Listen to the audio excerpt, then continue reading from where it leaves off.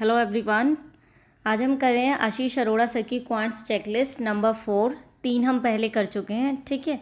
इसमें हम अर्थमेटिक के सारे क्वेश्चंस डिस्कस करते हैं, मतलब अच्छे से आपको सॉल्यूशन प्रोवाइड किया जाता है। तो चलिए ये 4th चेकलिस्ट भी स्टार्ट करते हैं, जिससे आपका टारगेट है बैंक एग्जाम 2023 35 आउट ऑफ 35 आप क्वांट्स में स्कोर कर सकते हैं। चलिए वीडियो को स्टार्ट करते हैं। फर्स्ट क्वेश्चन करते हैं इसका। टाइम एंड वर्क का क्वेश्चन है। ए प्लस बी किसी काम को 40 डेज में कर रहे हैं, तो हम यहाँ पे लिख सकते हैं ए प्लस बी किसी काम को 40 दिन में कर रहे हैं, बी प्लस सी उस काम को 60 डेज में कर रहे हैं, एंड ए प्लस सी मिलके उस काम को 30 डेज में कर रहे हैं। सबसे पहले आपको इनका एलसीएम लेना होता है। यहाँ पे टोटल वर्क आता है, जैसे ए और बी ने कंप्लीट यहाँ पे किया। अगर बोले कि ए और बी ने हाफ काम 20 डेज में किया, तो आप यहाँ पर कभी भी हाफ काम नहीं लिख सकते। अगर आधा काम 20 दिन में है तो कंप्लीट 40 दिन में होगा। यहाँ पे हमेशा कंप्लीट वर्क आएगा, जैसा कि मैंने आपको बताया टाइम एंड वर्क के अंदर। अब इसका एलसीएम लेते हैं। ऐसा नंबर जो तीनों से अच्छे से डिवाइड हो जाए, 120। अब ये हमारा टोटल वर्क आ गया और यहाँ आएगी आपकी एफिशिएंसी, ठीक है। 120 को जब हम 40 से डिवाइड करेंगे तो आपके पास कितना आ जाएगा, 3, 2 एंड 4। ये इनकी एफिशिएंसीज निकल के आ गई। अभी पूछ रहे हैं कि तीनों अगर मिलके काम कंप्लीट करें तो कितने दिन में काम कंप्लीट हो जाएगा। सबसे पहले किसी का भी निकालना हो तो हम क्या करते हैं, टोटल वर्क, अगर टाइम निकालना हो तो हमें, अगर टाइम निकालना हो तो यहाँ पे आता है टोटल वर्क डिवाइड बाय में जिसका भी पूछ रखा है ना उसकी एफिशिएंसी। अगर तीनों का पूछ रखा है तो तीनों की एफिशिएंसी, और अगर एक का पूछ रखा है तो एक की एफिशिएंसी। जैसा कि हमने यहाँ पे निकाला था, ये 40, बी प्लस सी था 60 एंड ए प्लस सी था 30, और यहाँ से 120 आपका एलसीएम आ गया था और एफिशिएंसी निकल कर आई थी 3, 2 और 4, ठीक है। अभी टोटल वर्क कितना है, जो भी एलसीएम होता है वो हमारा टोटल वर्क है। तो टोटल वर्क तो आ गया 120। अब मुझे तीनों का निकालना है, मतलब तीनों मिल के कितने दिन में करेंगे। तो मुझे क्या चाहिए, तीनों की एफिशिएंसी चाहिए। लेकिन यहाँ पे क्या है, अलग अलग दे रखा है लेकिन तीनों की नहीं बता रखी। तो मैं क्या करूँ, इन तीनों को ऐड कर देती हूँ। जब मैं इन तीनों को ऐड करती हूँ, A plus B, B plus C and A plus C, इन तीनों को ऐड किया तो यहाँ पे कितना बन गया, 4, 2, 6 और 3, 9, ठीक है। इसमें आप देखिए 2 बार ए है, 2 बार बी है और 2 बार सी है। तो मैं ऐसे लिख सकती हूँ इसको, 2 हमने बाहर निकाल लिया, A plus C is equal to 9। तो यहाँ से A plus B plus C की कितनी आ जाएगी, ये 2 उधर जाके डिवाइड में हो जाएगा 4.5। तो आप नॉर्मली, आपको इतना बड़ा करने की ज़रूरत नहीं है। जब भी इस तरह के क्वेश्चन हो जिसमें 2 वैल्यू, 2 ए, 2 बी और 2 सी दे रखे हो, तो आप सिंपल तीनों को ऐड करिए और 2 से डिवाइड कर दीजिए, आपका 4.5 आपकी एफिशिएंसी तीनों की आ जाएगी। तो अब हमें टोटल वर्क पता है। इन्होंने पूछा तीनों मिलके कितने दिन में करेंगे। ए का पूछता तो ए की एफिशिएंसी से डिवाइड करते। अब तीनों का है तो तीनों की एफिशिएंसी है 4.5। इसको 10 ऊपर चला जाएगा, जैसे ही हम इसको खोलते हैं आपके पास ये आ जाएगा 80/3 हमारा इसका आंसर आ जाएगा। मतलब इनको 80/3 दिन लगेंगे उस काम को कंप्लीट करने में।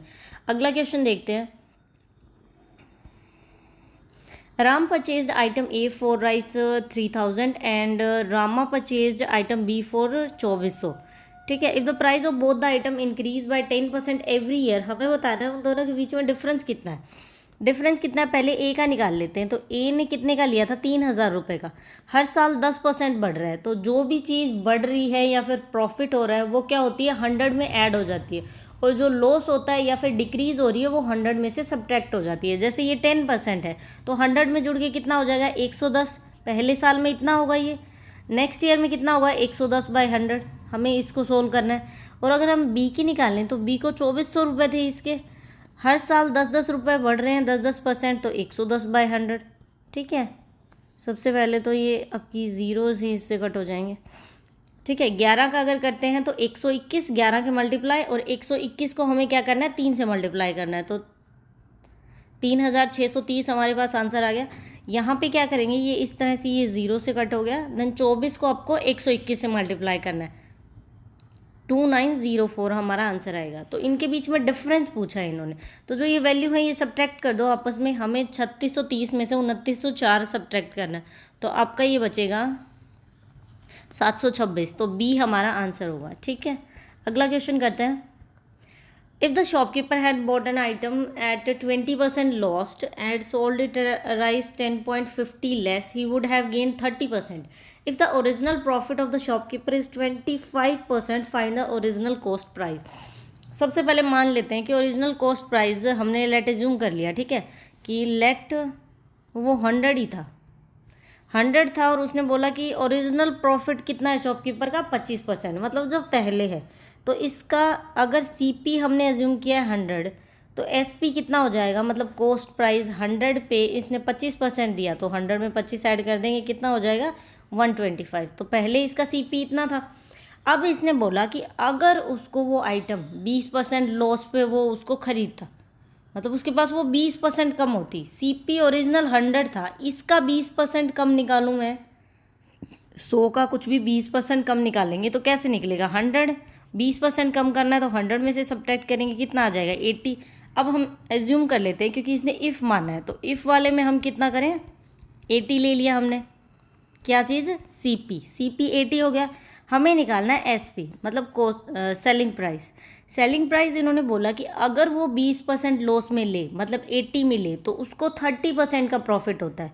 तो 80 130/100 कर देते हैं, मतलब 30% का हमने प्रॉफिट दिखा दिया। यहाँ पे कितनी वैल्यू आई, 104, यहाँ पे है 125 सेलिंग प्राइस और यहाँ है 104। तो इन्होंने बोला कि अगर इस अकॉर्डिंग बेचता है तो वो 10.50 रुपये कम बेचता है। इसका मतलब इन दोनों के बीच में डिफरेंस इतना होगा। तो मैं यहाँ से क्या कर सकती हूँ, 125 एक्स मान के चले और 104 इसमें से सब्ट्रैक्ट करूँ तो इतने रुपए आएंगे, क्योंकि ये बोल रहा है कि इतने कम में बेच रहे हैं, मतलब 10.50। यहाँ से 104 में से 125 को सब्ट्रैक्ट करते हैं तो कितना बच जाता है आपके पास, 21। 21x इज इक्वल टू 10.5, ठीक है। x की वैल्यू कितनी निकल के आ जाएगी, ये 21 डिवाइड में हो जाएगा, मतलब 105/21 और यहाँ पे 100 आ जाएगा, ठीक है। इसको कट करते हैं, 7 पे 3, 5 10 5 3 से 3 कट गया, मतलब 1/2 इसका आंसर आ गया। 1/2 एक्स की वैल्यू कितनी निकल के आई, 1/2। हमें क्या निकालना है, ओरिजिनल कॉस्ट प्राइस, जो शुरू में हमने 100 माना था। 100 एक्स है ये एक किस्म से, और एक्स की वैल्यू 1/2 है, तो यहाँ से कितनी वैल्यू आ जाएगी, 100, 1/2 कितना निकल के आएगा, 50। इसका मतलब स्टार्टिंग में कॉस्ट प्राइस था आपका 50 रुपीज़ का, ठीक है। अगला क्वेश्चन देखें, the price of rice increase by 25%। इस तरह का क्वेश्चन भी एग्जाम में आता है, एक आधी बार मैंने देखा हुआ है, इस तरह के क्वेश्चन आते हैं एग्जाम में। The price of the rice increase by 25%, how much the consumption is reduce. सबसे पहले होता है प्राइस, फिर अपने को कितनी ज़रूरत है, अपने घर में कितना कंजप्शन होता है, 2 किलो का होता है, 5 किलो का, तो कंजप्शन होता है, ठीक है। फिर वो टोटल ओवरऑल उनका एक्सपेंडिचर जो भी है वो खर्चा निकल के आएगा, ठीक है। अब हमें मान लीजिए कि शुरू में प्राइस था 100 और कंजप्शन भी 100 किलो की थी, 100 रुपये किलो कोई चीज़ थी और वो 100 किलो ही चीज़ यूज़ करते थे, तो कितना आ गया, 10,000 रुपये। अब इन्होंने बोला कि प्राइस 25% बढ़ गया, 100 का अगर प्राइस 25% बढ़ेगा, इसका मतलब जो भी चीज़ बढ़ती है उसको 100 में ऐड करना होता है, 125/100, तो कितना बन गया, 125। इसका मतलब ये प्राइस हो गया 125 रुपये।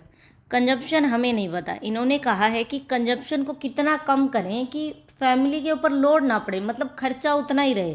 प्राइस बढ़ गया तो खाना थोड़ा कम कर दो, तो वो बताना हमें। इसका मतलब ये 10,000 रुपये तो उतना ही सेम रहेगा, खर्चा उनके इतना ही आ रहा है, तो कितना इसको कम करें, मतलब यहाँ हमें एक्स की वैल्यू निकालनी है, एक्स की निकालनी है, मल्टीप्लाई में है, उधर जाके इसको डिवाइड में कर दो, 25 से कट करेंगे 4 और ये 400, मतलब यहाँ पे 80 आएगा, यहाँ पे 80 आ रहा है। तो ये क्या हुआ कि प्राइस 100 में हमने 25 ऐड किया, तो प्राइस कितना बढ़ा था, 25%, ठीक है। कंजप्शन है 80, 100 में से कितना डिक्रीज हुआ है, 20, इसका मतलब कंजप्शन कितनी रिड्यूस होगी, 20%, तो ए हमारा आंसर आएगा।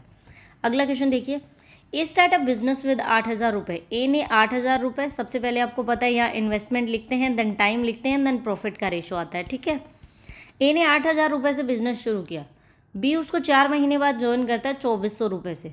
सबसे पहले ये देख लीजिए कि कितने साल तक चला, 2 साल तक चला, 4 महीने बाद आया, तो टोटल 2 ईयर्स में कितने मंथ होते हैं, 24, तो 24 में से 4 महीने घटा देते हैं, इसका मतलब 20 महीने तक ये यहाँ पे था।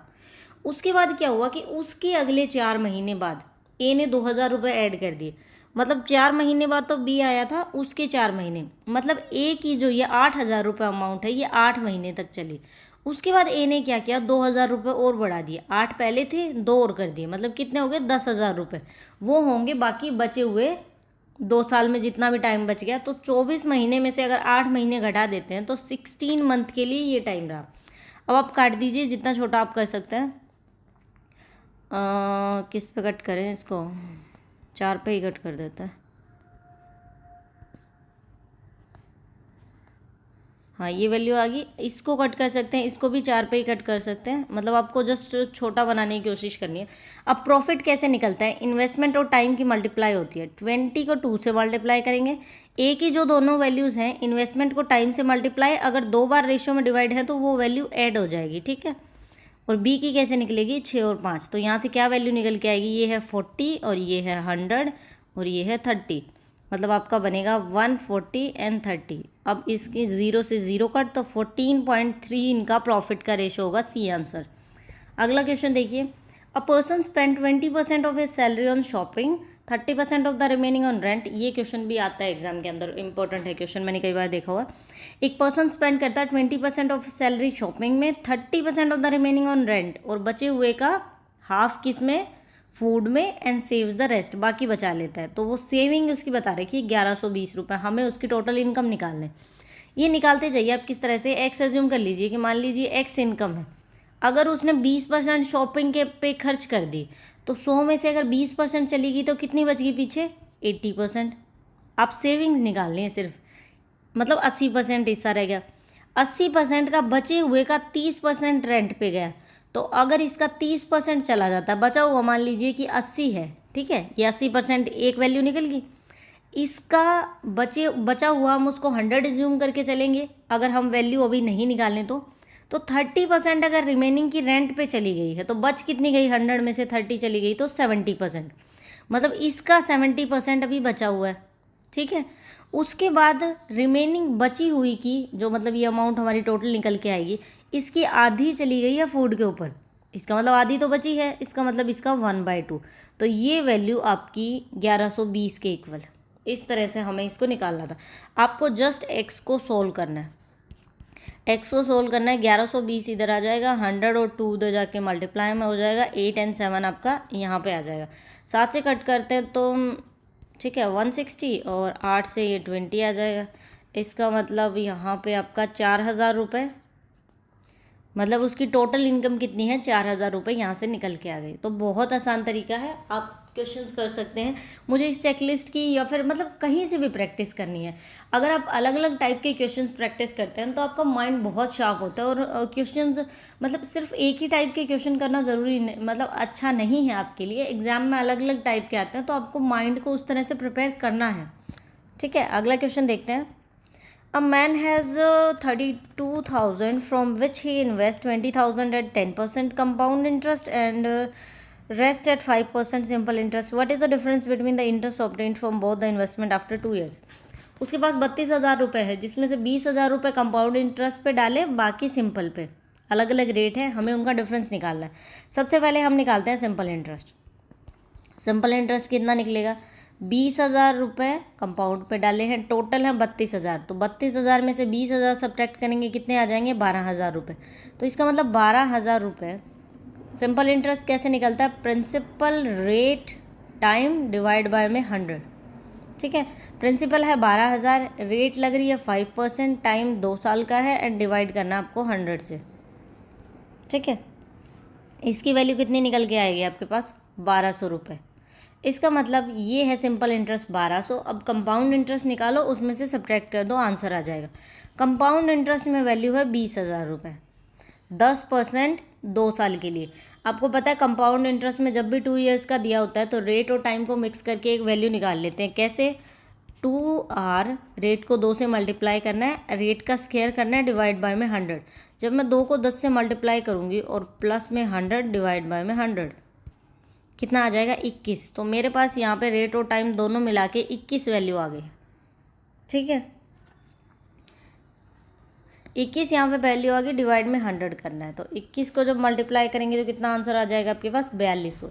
तो कंपाउंड इंटरेस्ट पे रेट कितना मिल रहा है 4200 रुपये इंटरेस्ट। और इतनी आ गई थी हमारे पास। सबसे पहले हमने सिंपल इंटरेस्ट निकाला था, ठीक है। तो सिंपल इंटरेस्ट की वैल्यू आपके पास आई थी कितनी 1200 रुपये, और कंपाउंड इंटरेस्ट हमने निकाला था 4200 रुपये। आपको क्या करना है, इनका डिफरेंस पूछा है कि इंटरेस्ट के बीच में कितना डिफरेंस है। आपको इसमें से CI में से SI सब्ट्रैक्ट करना है। आपके पास कितनी वैल्यू आ जाएगी 4200 में से अगर हम 1200 को सब्ट्रैक्ट करते हैं तो आपके पास 3000 रुपये का डिफरेंस आ गया इनके इंटरेस्ट के बीच में।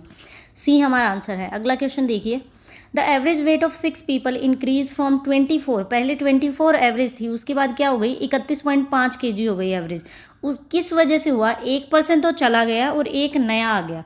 हमें बताया कि जो नए बंदे ने ज्वाइन किया है, हु ज्वाइन इज 60 kg, तो आपको ये बताना है कि जो पर्सन चला गया उसका कितना वेट था। सबसे पहले ये एवरेज का क्वेश्चन है, किस तरह से निकालते हैं। 6 लोगों की दे रखी है, जितनी भी एवरेज दे रखी हो, जैसे 24 है तो कितने लोगों की है 6। जब हम इसको 6 से मल्टीप्लाई करेंगे तो आपके पास क्या वैल्यू आ जाएगी, टोटल वैल्यू निकल के आ जाएगी कि कितनी वैल्यू है। 24 को हम 6 से मल्टीप्लाई करते हैं, 144 हमारे पास टोटल एवरेज आ गई। उसके बाद क्या हुआ कि एक चला गया तो कितने बच गए 5, और 1% नया ऐड हो गया, मतलब दोबारा से 6 हो गए। अब न्यू एवरेज कितनी हो गई है, पर्सन तो 6 ही है लेकिन एवरेज कितनी हो गई 31.5। जब हम इसको मल्टीप्लाई करेंगे तो ऐसे करेंगे 31.5 और ये 10 यहाँ पे आ जाएगा, 5 से कट करेंगे, 5 या 15, 2 से 3, 63 या 189, ठीक है 189 आपके पास वैल्यू आ गई। ये नई वाली वैल्यू आ गई। नई के अंदर क्या है, नए बंदे का वेट है, जो न्यू पर्सन आया 60 kg का। सबसे पहले आप क्या करो, इसमें से 60 kg घटा दो, आपके पास कितना बच जाएगा 129 वेट बच गया। पहले था जो पहले के 6% था उनका 144, अब 5% का कितना रह गया 129। इसका मतलब जो गया, अगर मैं इसमें से डिफरेंस कर दूं 144 में से मैं 129 को सब्ट्रैक्ट करती हूँ, 144 में से 129, तो मेरे पास कितना वेट बचेगा 15 kg। इसका मतलब जो गया उसका वेट कितना था 15 किलो। अगला क्वेश्चन देखते हैं, price of type A of rice is 60 and price of B है 130। हमें बताना है कि इन व्हाट रेशो उन दोनों को मिक्स किया जाए कि जो गेन प्रॉफिट है वो 16, ये इन्होंने अलग अलग लिख रखा है, ये वैल्यू है आपके पास 16.66%, ठीक है। इतना उसको प्रॉफिट हो, जब वो उस चीज़ को टोटल मिक्सचर जो एक साथ इकट्ठा हो जाएगा उसको 140 रुपये का बेचिए तो उसको 16.66% का प्रॉफिट होना चाहिए। आपको ये बताना है कि किस रेशो में इसको हम ऐड करें। तो ये किसका क्वेश्चन है, आपका मिक्सचर का क्वेश्चन है। देखिए हर चेकलिस्ट के अंदर आपको अलग अलग तरह के क्वेश्चन मिलेंगे। अब हम इसको कैसे सॉल्व कर सकते हैं, टाइप A यहाँ मान लेते हैं, टाइप B यहाँ मान लेते हैं। 60 इसका राइस है 60, B का कितना है 130। अब हमें कितने का बेचा है वो निकालना पड़ेगा एवरेज, ठीक है। यहाँ पे हमेशा वैल्यू लिखी जाएगी बिना प्रॉफिट की, इस चीज़ को याद रखना, क्योंकि इन्होंने यहाँ पे 140 हम नहीं लिख सकते, क्योंकि 140 पे बेचने पे उसको 16.66% का प्रॉफिट हो रहा है। आप निकालो, ये मान लो कि ये सेलिंग प्राइस है तो आप कॉस्ट प्राइस निकालो, वो वैल्यू यहाँ पे लिखो। अब 16.66% का प्रॉफिट हो रहा है, मतलब ये क्या वैल्यू है। जब भी कभी आपको बोला जाए कि 16.66% का प्रॉफिट हो रहा है, इट मीन्स ये वैल्यू होती है आपकी कितने के इक्वल 1/6, मतलब ये बात हो रही है आपकी 1/6 की, ठीक है। 1/6 को बोलते हैं 16.66%। आप याद रख लीजिए, मैं हर बार वो रह जाता है, मैं वो वीडियो अपलोड करूँगी फ्रैक्शन वाली 2 से 3 मिनट की, आप प्लीज़ उसको देख लेना। कल भी मैंने बोला था लेकिन रह गई थी, टाइम नहीं लगा, मैं कर दूँगी उसको। तो उसमें फ्रैक्शन की वैल्यूज़ दे रखी हैं, जैसे 16.66% को 1/6 कहते हैं। आप धीरे धीरे क्वेश्चन में करेंगे तो आपको याद रह जाएगा। अब बोला कि इतने का प्रॉफिट हो रहा है, जब भी कभी मान लो कि बोले कि 20% का प्रॉफिट हो रहा है तो हम क्या करते हैं 100 में 20 ऐड कर देते हैं, तो हम उस प्रॉफिट को कैसे लिखते हैं 120। टोटल वैल्यू इतनी हुई है, यहाँ पे प्रॉफिट हो रहा है 1/6 का, इसका मतलब टोटल वैल्यू कितनी है 6, और उसमें एक वैल्यू का प्रॉफिट हो रहा है। तो अगर हमें टोटल निकालना है तो मैं क्या करूँगी 1 में इसको ऐड करूँ तो कितना बनेगा 7/6, क्योंकि 6 वैल्यू तो एग्जैक्टली थी ही, एक और हमने ऐड कर दिया क्योंकि उतने का प्रॉफिट हुआ। इसका मतलब ये 7/6 अगर x मानूँ तो ये वैल्यू 140 के इक्वल है। तो यहाँ से x की वैल्यू निकल के आ सकती है मेरे पास कितनी 120। इसका मतलब उसका एक्चुअल अगर वो 120 का बेचे ना तो उसको ना तो प्रॉफिट होगा ना उसको लॉस होगा, दोनों का मिला के। तो हम यहाँ पे 120 की वैल्यू लिखेंगे क्योंकि हमने यहाँ पे इनकी एक्चुअल वैल्यू लिखी है। अब आप सब्ट्रैक्ट कर दीजिए, यहाँ पे आएगा 60 और यहाँ पे आएगा 10, तो इसका क्या रेशो बनेगा 1:6। तो नन ऑफ दीज हमारा ऑप्शन आएगा आंसर। लेकिन इन्होंने क्या कर रखा है 1:5 आंसर दे रखा है। 1:5 कभी भी नहीं आ सकता, आप इसको चाहे कैसे भी सोल्व करके देख लीजिए। मैंने 1:5 से भी सोल्व करके देखा था, पर ये आई थिंक उन्होंने एरर दे रखा है, थोड़ा गलत सोल्व कर रखा है। 1:6 ही इसका आंसर आएगा। अगला क्वेश्चन देखिए, B is 20% more efficient than A and C take 4 days more than B to complete the work. A बता रखा है टाइम एंड वर्क का है, ए किसी काम को 12 दिन में करता है, बी उससे 20% ज़्यादा एफिशिएंट है। अगर मैं ए और बी का यहाँ पे निकालूँ, ए अगर 100 है तो बी उससे 20% ज़्यादा एफिशिएंट है, ये इनकी एफिशिएंसी है, तो ये 120 हो जाएगा। रेशो क्या बनेगा 5:6, ये एफिशिएंसी का रेशो। एफिशिएंसी हमेशा टाइम के इन्वर्सली प्रोपोर्शनल होती है, तो ये क्रॉस मल्टीप्लाई हो जाएगा, ये 6 यहाँ 5 यहाँ। अब कंपैरिजन करो, ए की वैल्यू 12 दे रखी है और रेशो आ रहा है 6। 6 को 12 कैसे बना सकते हैं 2 से मल्टीप्लाई करके, तो इसको भी 2 से मल्टीप्लाई करेंगे, तो बी कितने दिन में काम को कंप्लीट करेगा 10 days में, तो बी का आ जाएगा यहाँ पे 10 days। अगर मुझे सी का निकालना है तो सी उससे 4 दिन ज़्यादा लगाता है, ये 10 लगा रहा है तो 10 में 4 ऐड करेंगे 14। अब आप क्या करिए, नॉर्मल सी चीज़ है, इसका एलसीएम लेना है आपको। ठीक है, एलसीएम कितना आएगा 420, इसका एलसीएम 420 को 12 से डिवाइड करेंगे 35, यहाँ पे 42 एंड ये 30, ये आपकी आ गई एफिशिएंसीज। ये एफिशिएंसी होती है टोटल वर्क एंड ये टाइम। ठीक है, अब क्या पूछा आगे, if A alone can complete it in 12 days, in how many days B and C can complete the work together. B और सी कितने दिन में करेंगे। हमेशा किसी भी चीज़ का टाइम निकालना हो तो हम क्या करते हैं, टोटल वर्क डिवाइड बाय में टोटल एफिशिएंसी। अगर बी का पूछा है तो बी की एफिशिएंसी, जिसका भी पूछा हो, टोटल वर्क आपका एलसीएम होता है तो 420। टोटल एफिशिएंसी किसकी पूछी है, बी एंड सी की। बी की एफिशिएंसी कितनी है 42, सी की कितनी है 30। 42 और 30 को ऐड करेंगे 72, 72 से इसको हम डिवाइड करेंगे तो आपके पास कितना बचेगा 35/6। इसको थोड़ा और एक्सपेंड करेंगे तो 5/6 हमारा फर्स्ट आंसर आएगा।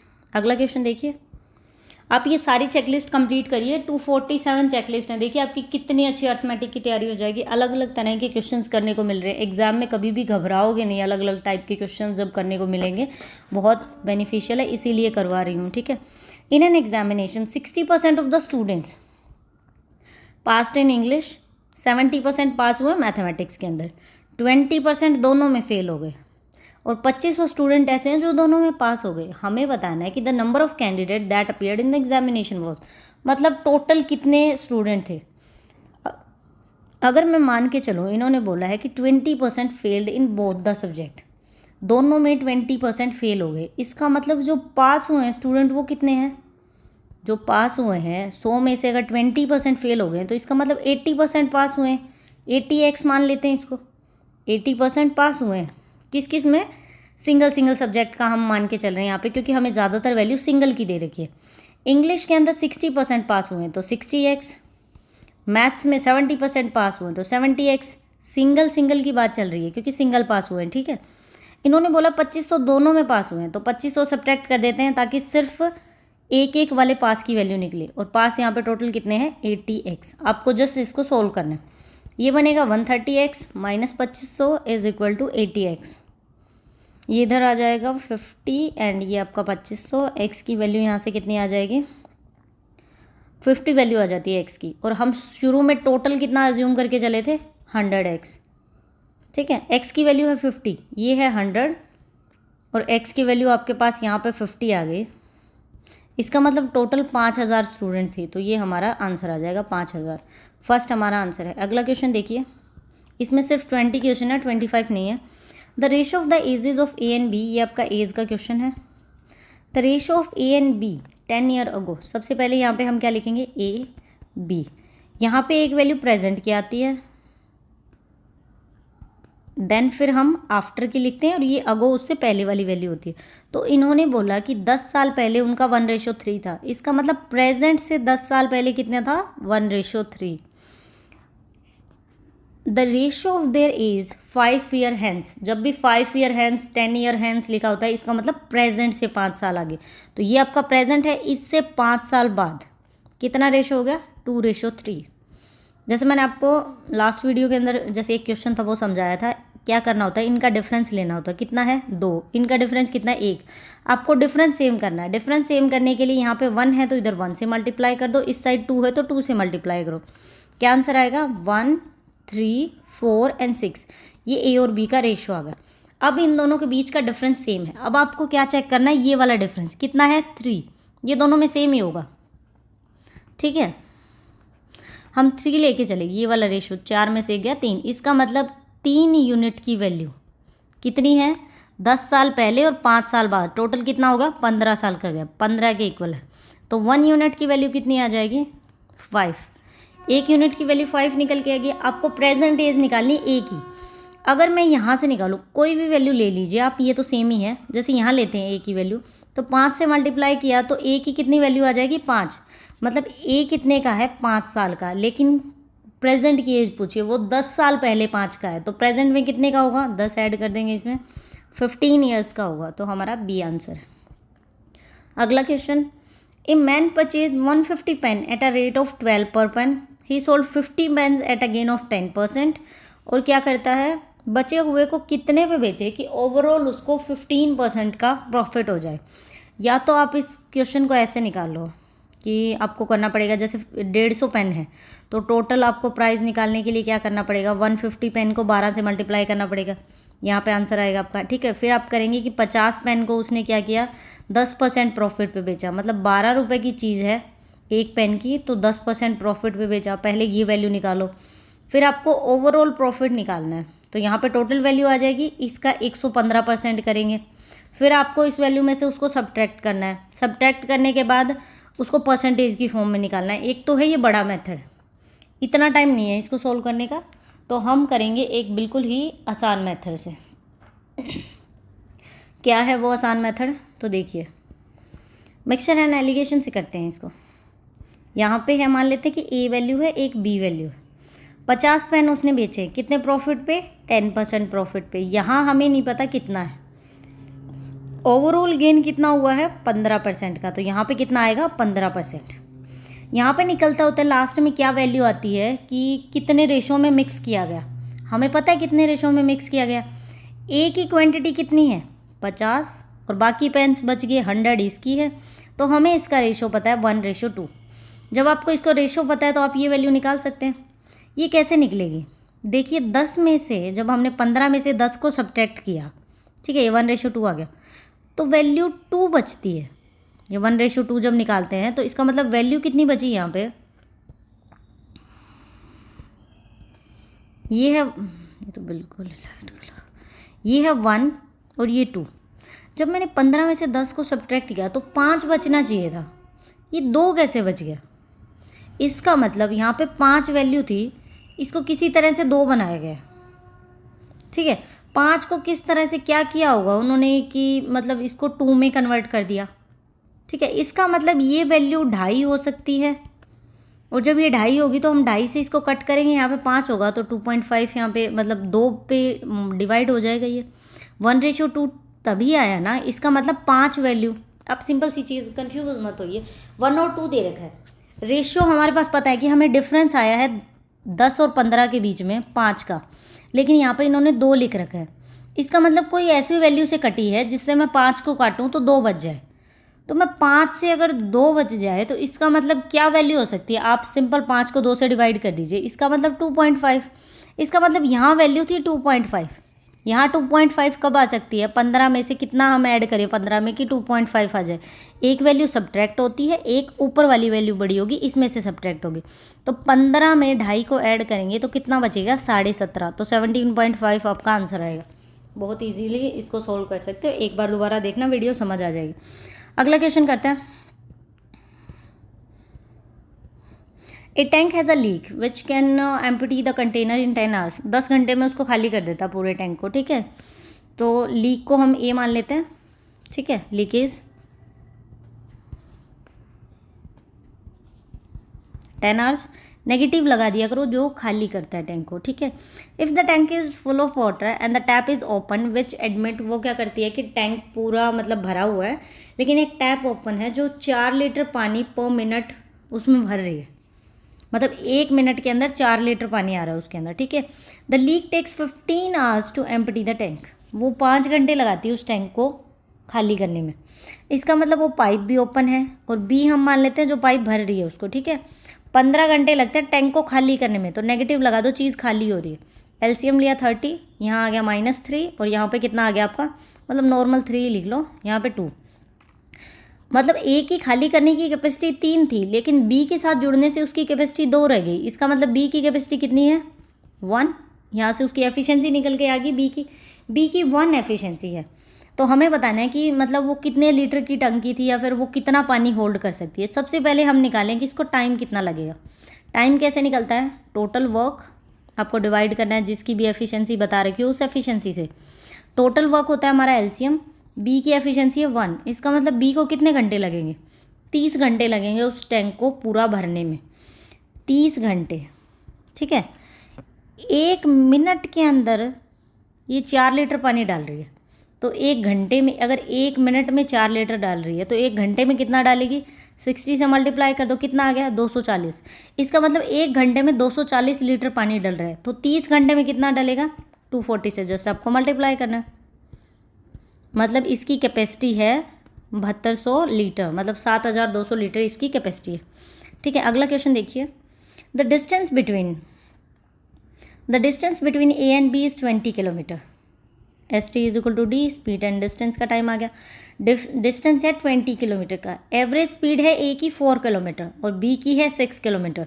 दे start walking towards each other after how many hours they will meet, कितने टाइम के बाद वो मिल जाएंगे। बहुत ही आसान चीज़ है, ए ने यहाँ से स्टार्ट किया है, बी ने यहाँ से स्टार्ट किया है, इसकी स्पीड है 4 किलोमीटर, इसकी है 6 किलोमीटर। जब भी ये जो चैप्टर है आपका मतलब ट्रेन्स का या फिर हम कोई भी डिस्टेंस का, उसमें क्या होता है, जैसे ये फॉर्मूला है S T is equal to D, speed को जब टाइम से मल्टीप्लाई किया तो डिस्टेंस आ गया। हमें क्या निकालना है, टाइम। तो टाइम कैसे निकलेगा, डिस्टेंस बाय में स्पीड। डिस्टेंस कितना है 20 किलोमीटर। जब भी वो अपोजिट डायरेक्शन में ट्रैवल करते हैं तो स्पीड ऐड हो जाती है, जब वो सेम डायरेक्शन में जाएंगे तो स्पीड सब्ट्रैक्ट हो जाएगी, ठीक है। अपोजिट में है तो स्पीड कितनी हो जाएगी, 6 और 4 10, 10 स्पीड से उनको कितने घंटे लगेंगे, 2 घंटे में वो कवर कर जाएंगे। अगला क्वेश्चन देखिए, अ मैन गोज डाउन स्ट्रीम, ये है आपका बॉटम स्ट्रीम का क्वेश्चन। बॉटम स्ट्रीम का एक कंप्लीट चैप्टर की मैंने एक वीडियो करवा रखी है, 1-1.5 घंटे की है, उसको कंप्लीट देखिए। बॉटम स्ट्रीम के बिल्कुल बेसिक से बेसिक कंसेप्ट मैंने उसमें एक्सप्लेन करे हैं, आपको कोई दिक्कत नहीं होगी। ट्रेन्स के का भी चैप्टर, उसमें भी बिल्कुल बेसिक चीज़ें करवाई है। Bottom stream, pipe and system आप बहुत बेसिक लेवल पे करवाया, मतलब उसके बाद आपको कोई क्वेश्चन में डाउट नहीं आएगा, आप वीडियोज़ देख सकते हैं, ठीक है। लिंक आपको मिल जाएगा डिस्क्रिप्शन में। A man goes down stream and then return to the original place, मतलब एक आदमी क्या कर रहा है, पानी में इतनी दूर जा रहा है और यहाँ से वापस आ रहा है, ठीक है। 5 घंटे उसको लगे टोटल वहाँ से वापस आने में। If the speed of a man in still water is 10 kilometre, man की स्पीड कितनी है 10 किलोमीटर। पानी की स्पीड कितनी है, स्ट्रीम, हमेशा बोट या मैन को हम x कंसिडर करते हैं और पानी को करते हैं y, उसकी है 4 किलोमीटर। हमें बताना है टोटल कितना डिस्टेंस ट्रैवल किया। S T is equal to D, हमें निकालना है total distance travel by him. Distance कैसे निकलता है, स्पीड और टाइम को मल्टीप्लाई करना, ठीक है। यहाँ पे क्या क्या वैल्यू दे रखी है आपको, टाइम दे रखा है, स्पीड दे रखी है। हम क्या करें, अगर मैं डिस्टेंस x मान लेती हूँ और इसको मतलब अगर मुझे टाइम निकालना है तो क्या होगा, डिस्टेंस बाय में स्पीड। डिस्टेंस मैंने x मान लिया, तो वो जब डाउन स्ट्रीम गए तो डाउन स्ट्रीम में क्या होता है, बोट की स्पीड और पानी की स्पीड। डाउन स्ट्रीम का मतलब है पानी के बहाव के साथ चलना। जब आप बहाव के साथ चल रहे हैं तो पानी की और बोट की स्पीड ऐड हो जाती है डाउन स्ट्रीम में। तो 10 और 4 कितने हो जाएंगे 14। जब वो वापस आया तो वो अप स्ट्रीम में आया, उल्टी डायरेक्शन में। पानी का बहाव वही है लेकिन उसकी डायरेक्शन चेंज हो गई। तो अब वो x डिस्टेंस उसने कितनी देर में ट्रैवल किया, अब हमें अपस्ट्रीम में क्या करना है, स्पीड सब्ट्रैक्ट करनी है। तो 10 में से 4 गए 6, टाइम कितना लगा टोटल 5 घंटे का, तो इज इक्वल टू 5। जस्ट आपको इस इक्वेशन को सोल्व करना, आपका आंसर आ जाएगा। सबसे पहले एलसीएम लेते हैं, कितना आ जाएगा 42, एलसीएम हमारे पास 42 आ गया। 42 को जब 14 से मल्टीप्लाई किया तो 3x और ये आपका 7x इज इक्वल टू 5। यहाँ से कितना वैल्यू बनेगी, 10x is equal to 42 multiply 5 और x की वैल्यू आएगी 10, इधर मल्टीप्लाई हो जाएगा, 2 से कट हो गया एंड 21। इसका मतलब 21 है x की वैल्यू। हमें बताना है कि उसने कितना डिस्टेंस ट्रेवल किया, 21 किलोमीटर जाने का, 21 किलोमीटर वापस आने का। तो 21 और 21 कितने हो गए, टोटल 42 किलोमीटर उसने ट्रैवल किया। अगला क्वेश्चन देखिए। A rectangular park of dimension 34 and 60 has 3 metre wide pathway along its inner boundary. ऐसे दे रखा है इन्होंने, ठीक है, ये मैंने स्क्वायर टाइप का बना दिया, ठीक है। ये है 60 और ये है आपका 34, ठीक है। इसके अंदर एक बाउंड्री के साथ लग के एक इन्होंने ऐसा 3 मीटर का चौड़ा बना रखा है रास्ता, ठीक है, 3 मीटर वाइड है। एक बीच में एक और इन्होंने स्मॉलर पार्क बनाया है जिसकी डायमेंशन इन्होंने दे रखी है 10 और 15, ये 15 ये 10। हमें बताना है कि find the area of the park excluding the smaller park and the pathway in the square metre. Pathway को निकालना है और आपको मतलब ये वाला हिस्सा भी नहीं बताना है, ये भी नहीं बताना है, ये बचा हुआ हिस्सा हमें कैलकुलेट करना है। इसके लिए हम क्या करें, ये टोटल है 60, 3 यहाँ से कम हो गया, 3 यहाँ से कम हो गया, तो अंदर वाले का कितना डिस्टेंस हो गया आपके पास, अंदर वाले का कितना हो गया 64, 3 इधर से कम हो गया, 3 इधर से, तो कितना बच गया 54। ये वाला कितना बच गया आपके पास 28। तो जब भी हम जैसे रेक्टेंगुलर का निकालते हैं तो एरिया क्या होगा, लेंथ इनटू ब्रेथ। तो ये एरिया कितना निकलेगा आपके पास अंदर का, तो अंदर का एरिया निकल के आएगा 28 को आपको 54 को 28 से मल्टीप्लाई करना है, ठीक है। हमारे पास आंसर आएगा 1512, ठीक है। अब अगर मैं ये वाला एरिया निकालूं पार्क का, मुझे ये भी तो निकालना है, तो ये जो स्मॉलर पार्क है इसका निकलेगा लेंथ इनटू ब्रेथ, तो 15 को 10 से मल्टीप्लाई करेंगे 150। आपको ये पूरे एरिया का मिल गया 1512 और ये वाले का मिल गया, तो आपको इसमें से क्या करना है, 1512 में से 150 को सब्ट्रैक्ट करना है, आंसर बचेगा आपका 1362। तो हमारा नन ऑफ दिस आंसर है, ठीक है। अगला क्वेश्चन देखते हैं। The discount of the item is 60% and the mark price of an item is 20 times of the profit. Profit क्या 20 times है। MP है मार्क प्राइस, जिस पे सबसे पहले तो आप देख लीजिए कि कॉस्ट प्राइस क्या होता है। CP है मतलब जितने की, मान लीजिए कि कोई दुकानदार है तो वो कोई चीज़ लेके आया, जैसे मतलब ये इनको सस्ते में चीज़ें मिल जाती हैं, मान लो कि वो 100 रुपये की लेके आया, ठीक है। तो SP क्या होगा, उसका सेलिंग प्राइस। अगर उसने वो चीज़ 120 रुपये की बेच दी तो ये है उसका सेलिंग प्राइस, तो कॉस्ट प्राइस के ऊपर उसको 20% का प्रॉफिट हो गया। अब होता है एक मार्क प्राइस। मार्क प्राइस क्या होता है कि मतलब कई बार लोग क्या करते हैं कि उन्हें पता है कि चीज़ 100 रुपये की है और उनको बेचनी 120 की है, फिर भी वो उस पर ज़्यादा प्राइस लिख देते हैं। जैसे कई बार दुकानदार मान ले कि ये बोल दे कि वो 150 रुपये की है, फिर वो हम कम करवाते हैं या कुछ और करते हैं, वो हमें 120 में दे देता है, बोलता है कि चलो 30 रुपये कम कर दिए, ठीक है। हमें लगता है कि उसने कम कर दिए, लेकिन उसने पहले ही एक्स्ट्रा लिख रखे थे। जो एक्स्ट्रा लिखता है वो मार्क प्राइस होता है, उसका जो वैल्यू लिख रखी है, इसके ऊपर हमें डिस्काउंट मिलता है, जिस वजह से हमें वो वैल्यू कम की मिल जाती है। तो ये इसके हल्का सा कॉन्सेप्ट था। अब हम बात करते हैं क्या चीज़ें हैं। डिस्काउंट दे रखा है, मान लेते हैं कि कॉस्ट प्राइस कितना है, लेट अज्यूम कर लिया हमने 100, नहीं कॉस्ट प्राइस नहीं, हम यहाँ पे मानते हैं लेट मार्क प्राइस कितना है 100। तो discount of the item is 60%। Discount 60% का अगर इसके ऊपर मिल गया, 100 रुपये की चीज़ पे 60% का डिस्काउंट मिल गया, तो अगर मैं 60% का डिस्काउंट देती हूँ, जब भी डिस्काउंट या फिर लॉस होता है तो क्या है, वो 100 में से सब्ट्रैक्ट होकर वैल्यू आती है, प्रॉफिट और गेन ऐड होता है। तो ये 60 अगर 100 में से सब्ट्रैक्ट करूँगी तो इसका मतलब 40% बच गया पीछे। इसका मतलब सेलिंग प्राइस कितना है 40 रुपये।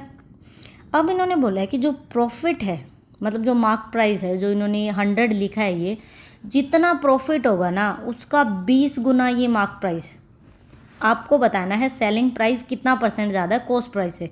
सबसे पहले आपको क्या चाहिए, कॉस्ट प्राइस।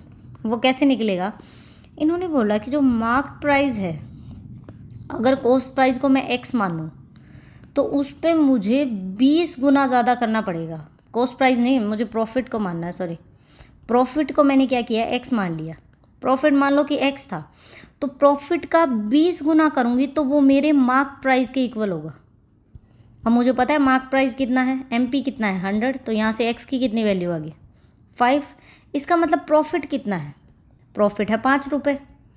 सेलिंग प्राइस है आपका यहाँ पे 45 और प्रॉफिट हुआ है 5 रुपये का, तो कॉस्ट प्राइस कितना आ जाएगा, 40 में से 5 सब्ट्रैक्ट कर देते हैं 35, कॉस्ट प्राइस आपका 35 आ गया। ठीक है, यहाँ से हमने क्या क्या निकाला था, मार्क प्राइस था 100, सेलिंग प्राइस था 40 एंड कॉस्ट प्राइस निकल के आया आपके पास 35। अब ये बोला है कि सेलिंग प्राइस कितना परसेंट ज़्यादा है कॉस्ट प्राइस से। सबसे पहले तो इन्होंने परसेंट पूछा है, डिवाइड 100 करना पड़ेगा। कितना ज़्यादा है, 5 ज़्यादा है। जिसके कंपैरिजन में पूछे कॉस्ट प्राइस में, उसकी वैल्यू नीचे लिख दो एंड मल्टीप्लाई कर दो 100 से, ये आएगा 1/7। 100 का मतलब होता है परसेंटेज, मतलब 1/7% ये वैल्यू है। अगर आपको फ्रैक्शन में पता हो तो 1.7 किसके इक्वल होता है, 14.28% के इक्वल ये वैल्यू होती है, तो हमारा आंसर आएगा ये। ठीक है,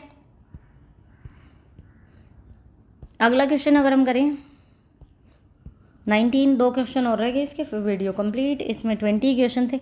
एक थिन वायर है जिसकी लेंथ है 176 मीटर, उसको सर्कल बनाने में यूज़ किया। वैसी ही उतनी लेंथ की वायर से एक स्क्वायर बनाया इन्होंने। स्क्वायर हमें बताना ratio radius of the circle and side of a square. सबसे पहले आप ये देखिए कि एक वायर है 176, अगर इसका सर्कल बना तो इस वायर का क्या करेंगे, इस वायर को ऐसे ही मोड़ तोड़ के सर्कल बनेगा, मतलब सॉरी ये सिंपल वायर है 176 का, अगर इसका सर्कल बनेगा तो मतलब पूरा घुमाया जाएगा वायर को। इसका मतलब वायर यूज़ की गई है उसकी सर्कमफेरेंस में, बाहर के एरिया में। तो अगर मैं सर्कल का निकालूं तो सर्कल का सर्कमफेरेंस कितना होता है,